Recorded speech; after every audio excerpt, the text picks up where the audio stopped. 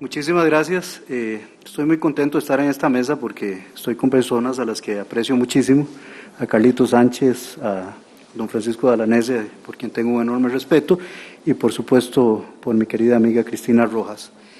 Ayer una de las críticas más importantes que hacía don José Manuel Arroyo y el profesor Antillón es que en la formación de juristas en este momento se ha abandonado una perspectiva filosófica y sociológico-jurídica.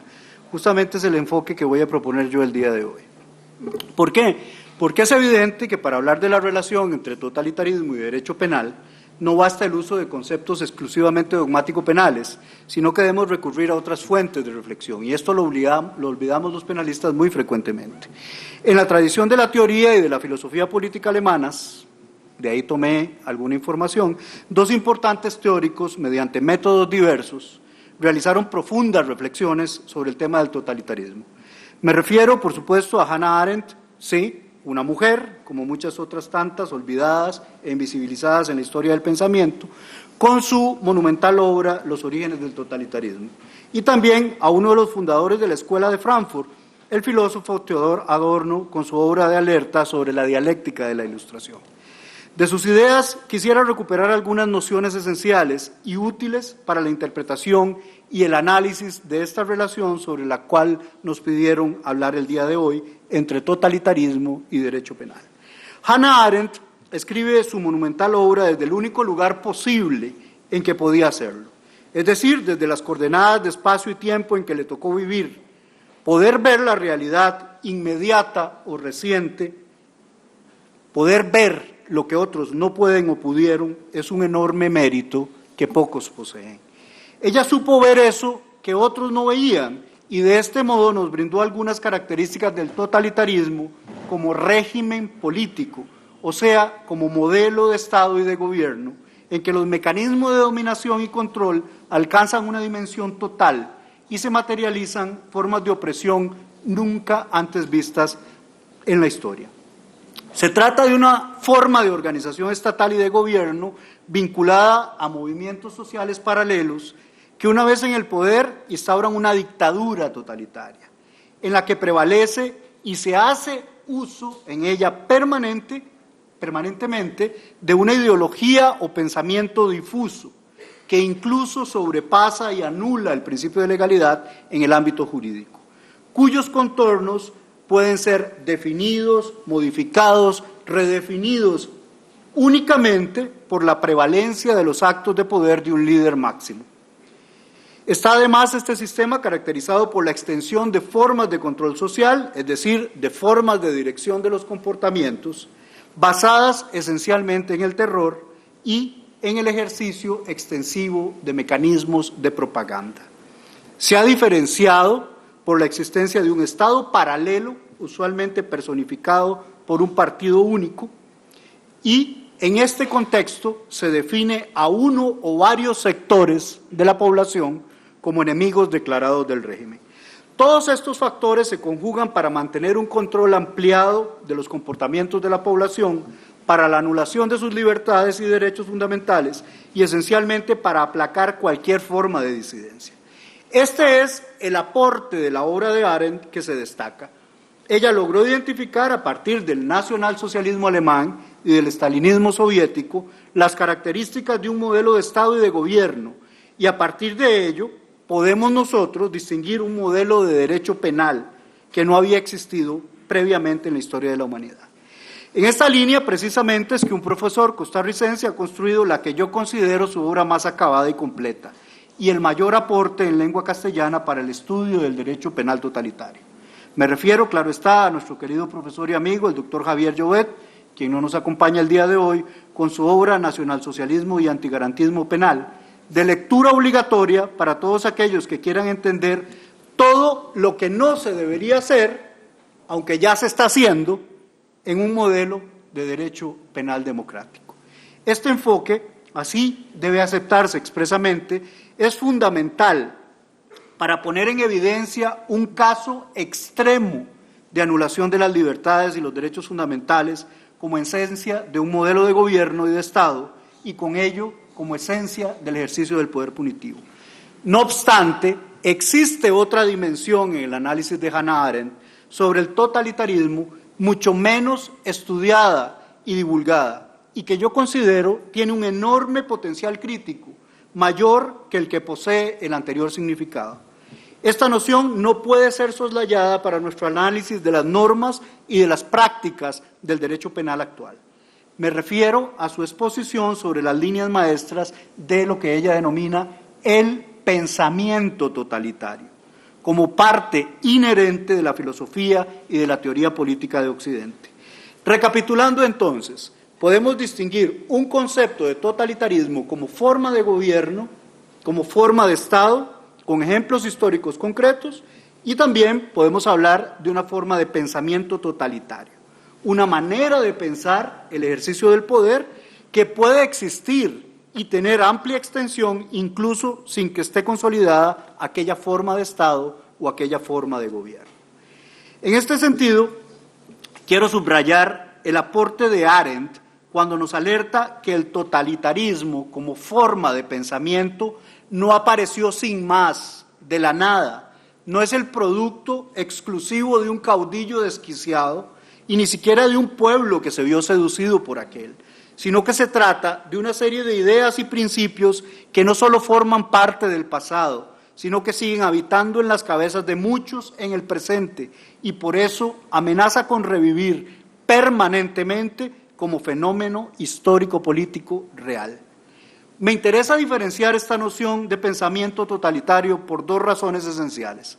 Por un lado, porque considero que permite una vinculación o empalme con otra línea de pensamiento crítico, como la presentada por Theodor Adorno en su dialéctica de la Ilustración, pero además porque creo que permite sortear algunos de los cuestionamientos más recientemente realizados por Zizek en su obra ¿Quién dijo totalitarismo?, con la que interroga, se pregunta sobre la vigencia y utilidad crítica de ese concepto en la actualidad. Me explico mejor. Bajo la noción de pensamiento totalitario, Arendt nos ofrece la idea central de que finalmente el fenómeno totalitario es la materialización progresiva de numerosas contradicciones del capitalismo y de algunos elementos ideológicos que viven ya en la esencia de la filosofía y de la teoría política occidental. Justamente, y aquí está el vínculo que más quiero destacar, una de las ideas centrales en el pensamiento crítico de Adorno es aquella según la cual indica que ciertas características del modelo de régimen político propuesto desde la Ilustración misma necesariamente van a desencadenar mediante un proceso dialéctico en la destrucción de ese modelo de tutela de las libertades, a no ser que se acepten, por así decirlo, algunos correctivos para dicho modelo normativo de orientación de los comportamientos y de ejercicio del poder político. Quiero derivar de estas ideas entonces lo siguiente, que el modelo de derecho penal heredado de la Ilustración también puede desembocar en la destrucción y anulación de la tutela de derechos y garantías si no se introducen permanentemente revisiones y correctivos, y a no ser que entendamos que en él puede habitar también aquel pensamiento totalitario. Expuesto de manera más clara, la crítica al derecho penal totalitario como fenómeno histórico real no debe ser nunca un instrumento ideológico que impida nuestra valoración crítica acerca de cuánto pensamiento totalitario existe ya en las prácticas y normas de un derecho penal que asegura seguir siendo de orientación liberal democrática. Hace bastante tiempo ya, en un artículo que apareció en el libro de reflexiones sobre el proceso penal, a mediados de los años 90, partíamos de esta perspectiva crítica para advertir, por ejemplo, que la noción de enemigo para el derecho penal no había sido heredada de los ensayos panfletarios de la Escuela de Kiel en el nacionalsocialismo alemán, sino que se encontraba en las propuestas de algunos de los filósofos liberales más importantes. Cito textualmente: todo malhechor que ataca el derecho social se convierte por sus crímenes en rebelde y traidor a la patria. cuya conservación es incompatible con la suya. Es preciso que uno de los dos perezca, y cuando se hace perecer al culpable, es menos como ciudadano que como enemigo. El culpable, por el hecho de transgredir la ley natural, viene a manifestar que con él no rige la ley de la razón y de la equidad común, que es la medida que Dios estableció para los actos de los hombres. Al hacerlo se convierte en un peligro para el género humano. El crimen de violar las leyes y de apartarse de la regla de la justa razón califica a un hombre de degenerado y hace que se declare apartado de los principios de la naturaleza humana y que se convierta en un ser dañino. Las citas son de Rousseau y Hobbes, y no de Edmund Mesger haciendo apología para su ley de extraños a la comunidad. Más recientemente, en un estudio crítico sobre el concepto de derecho penal de enemigo, afirmamos que en el debate sobre el concepto hay cierto desenfoque. El debate está y seguirá estando desenfocado si no diferenciamos claramente entre dos dimensiones analíticas fundamentales. La primera, la de las normas del derecho penal formalmente vigente, en que puede seguir sobreviviendo un modelo liberal, y la otra dimensión de los hechos del derecho, en que las prácticas de todas las agencias del sistema penal, en todas ellas, ya se aplica un derecho penal para enemigos, y digámoslo claramente, otro derecho penal para amigos, evidenciado en la dirección y el tratamiento selectivo absolutamente desigual de su clientela, y en que sin ningún pudor se sostiene que algunos no tienen o no merecen tener derecho o libertad alguna, tal como se pregonaba como voz central en la propaganda de regímenes totalitarios históricos reales. En este sentido exclusivo, aquella idea de que los derechos y libertades de algunos merecen ser anuladas, evidenciada ahora más que nunca en las prácticas de nuestros sistemas penales, como forma de pensamiento totalitario, no debe ser vista como una ruptura, sino como una línea de continuidad con el pensamiento de algunos autores de la filosofía política liberal. Y esta es entonces la idea central que quisiera ofrecer para la discusión en esta mesa redonda. La esencia del fenómeno totalitario, aquel evidenciado en los ejemplos extremos de la Alemania nazi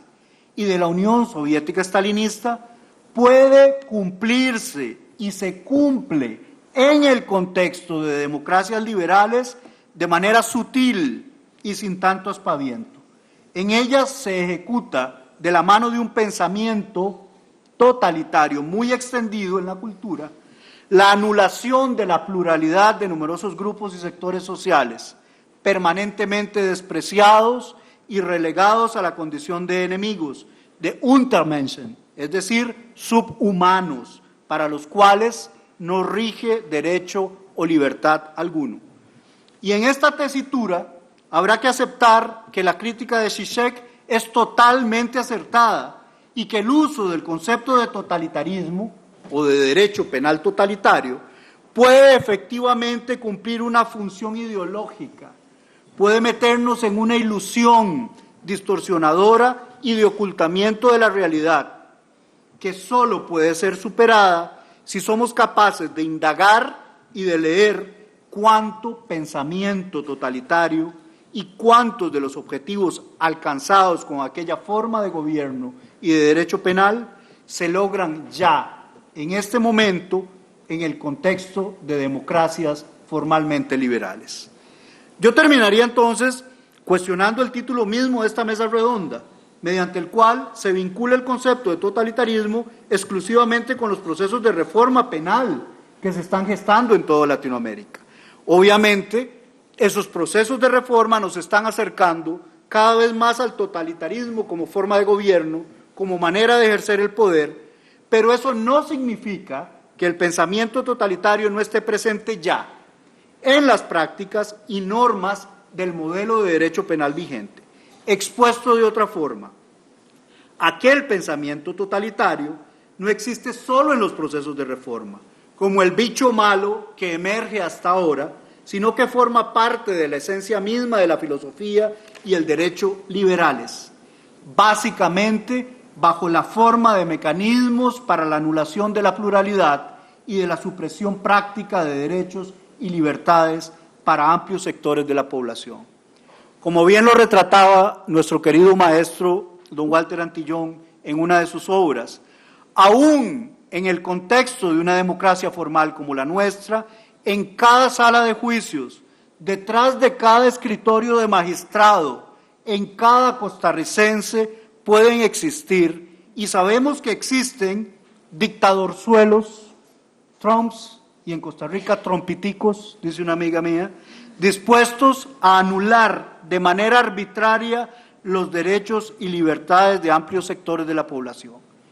Esta es la cultura que hace exclamar a un honrado comerciante o a un honrado juez o magistrado, incapaz aparentemente de matar una mosca, que para resolver el problema de la deuda pública o de la seguridad ciudadana, habría que empezar por matar a todos los reclusos del sistema penitenciario. Un pequeño Hitler con delantal o con traje entero y corbata, que luego almuerza cristianamente en el seno de su familia.